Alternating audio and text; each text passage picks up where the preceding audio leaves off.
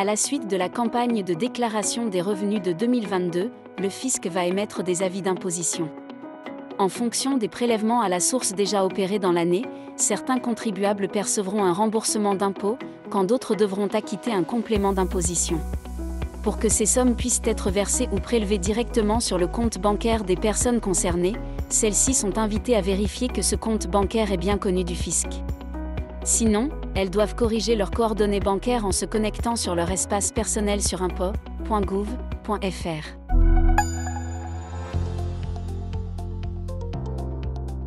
Le 1er juillet 2023, le ministre de l'Économie, Bruno Le Maire, a annoncé le report de paiement de charges sociales ou de charges fiscales pour les entreprises touchées par les violences urbaines qui ont éclaté un peu partout en France depuis le 27 juin.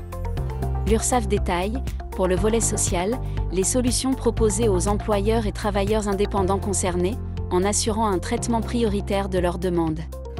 Les employeurs peuvent ainsi demander un délai pour payer leurs cotisations patronales, depuis leur espace personnel en ligne sur www.ursaf.fr. Ceux qui bénéficient déjà d'un plan d'appurement de leurs cotisations peuvent demander une adaptation du montant de leurs échéances. Les travailleurs indépendants peuvent solliciter, depuis leur espace en ligne sur www.ursaf.fr, un délai de paiement ou l'ajustement de l'échéancier dont ils disposent déjà.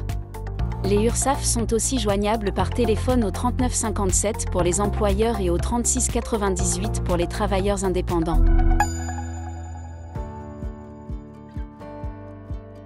La réglementation relative à l'usure concerne les entreprises, personnes physiques ou morales, uniquement pour leurs découverts bancaires.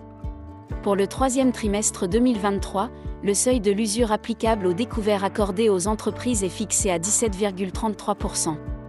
En pratique, cela signifie qu'une banque ne peut pas prélever des intérêts à un taux supérieur sur des découverts consentis aux entreprises à compter du 1er juillet 2023. S'agissant des autres prêts qui peuvent être consentis aux entreprises, ils ne sont soumis à aucune limite usuraire.